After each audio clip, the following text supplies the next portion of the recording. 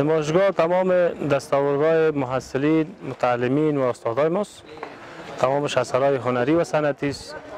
بخش‌های مختلف است. از بخش صنعت چوب ماست، از بخش نقاشی ماست، گرافیک ماست و از تربیت بدنی ما و همچنان از رشته سرامیک تزئینی ما. اثر حدوداً شاید در حدود 600 اثر برای فعلا در نمایش گذاشته شده است. هدف برگزاری نمایشگاه ما در حقیقت یک جذب متعلمین و محصلین ماست که باید هر کسی به این رشته ها آگاهی نداشته باشه، میتونن که این نمایشگاه را ببینن، از نزدیک رشته های مورد علاقه خود انتخاب بکنن و اینجا درس و تعلیم خود ادامه بدن.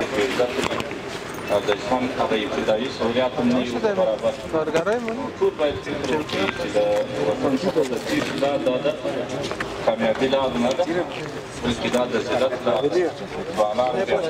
ځوانان باید همت ولري او خپل ملک کې پاتې شي، د خپل ملک ترقي لپاره مټې راپرځوي، د سختیو مصایبو سره مقابله باید وکړي او خپل وطن لپاره خدمت وکړي.